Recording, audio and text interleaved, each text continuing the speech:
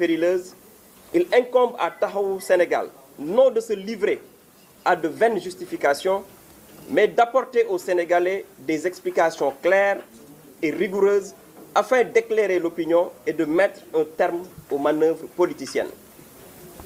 C'est pourquoi il est important de rappeler la chronologie des faits. Le 11 décembre 2024, une décision arbitraire de l'autorité administrative a injustement déclaré démissionnaire de ses fonctions le maire de Dakar, Barthélémy Toye Dias.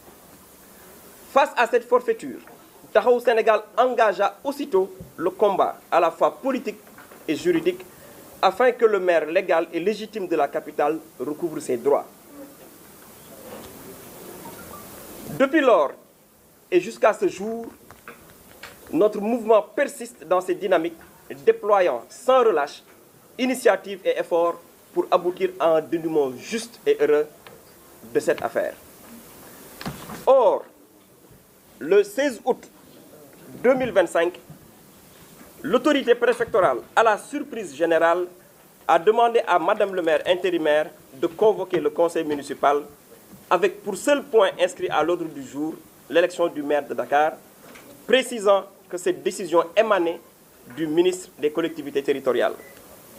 Face à cette situation, Taxawu Sénégal a, en toute responsabilité, pris l'initiative de rechercher une issue permettant de préserver le fauteuil de maire dans l'attente de l'arrêt que la Cour suprême devra rendre le 18 septembre 2025.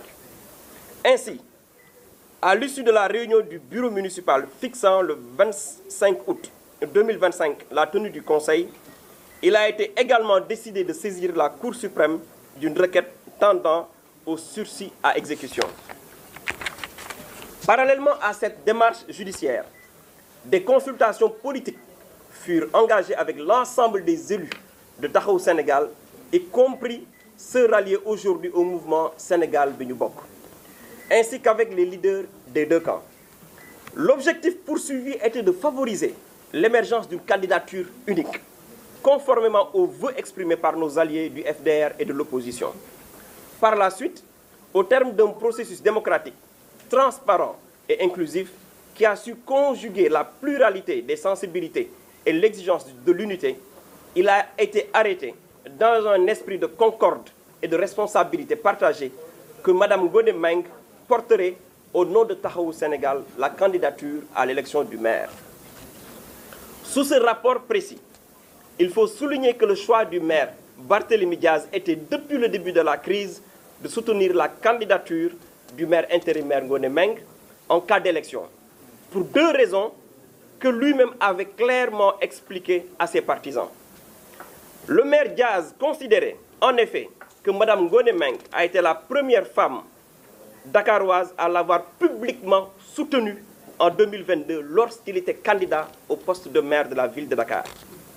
Il s'ajoutait aussi que celle-ci devait bénéficier de la jurisprudence Soham El Wardini. Que s'est-il passé entre-temps pour qu'à l'annonce de la date de l'élection, le maire Barthélémy Dias changea de position en choisissant de présenter la candidature de l'adjoint au maire Pateba? Que s'est-il passé pour qu'à la veille de l'élection, le maire Dias changea radicalement d'option en appelant à un boycott? Toujours est-il que ses partisans, pour étayer l'argument du boycott, évoquent le refus de Madame le maire de convoquer une réunion d'urgence du bureau municipal le week-end et de saisir le préfet pour un report de la date de l'élection.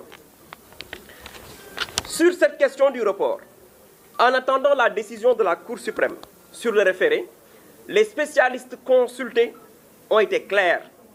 La saisine du juge n'est pas suspensive. Dans la jurisprudence administrative, les sursis à exécution sont exceptionnels. Et en aucune manière, ni Madame le maire, ni le bureau municipal n'ont la prérogative de faire reporter l'élection convoquée, faut-il le rappeler, sur la demande du préfet. Dès lors, notre responsabilité nous interdisait de cautionner un boycott, dont l'efficacité judiciaire n'était assortie d'aucune garantie. Il ressort d'ailleurs de la distribution des votes à l'issue du scrutin que le boycott n'était adossé aussi à aucune garantie arithmétique et ne pouvait avoir pour conséquence d'empêcher l'atteinte du quorum. En effet, malgré l'appel au boycott et les stigmatisations saugrenues, le Conseil a battu un record de présence avec 88 votants et 5 procurations.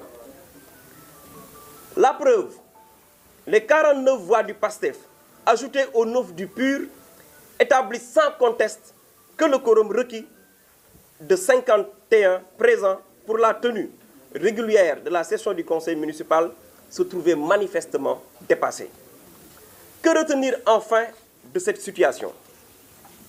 Premièrement, une leçon de moralité. Elle concerne le respect de soi, de ses semblables et de la parole donnée. Deuxièmement, une leçon politique. Elle touche à la cohérence des choix et à l'éthique de responsabilité. Le réalisme commandé de soutenir un camarade, quelles que fussent les contradictions d'ailleurs surmontables, plutôt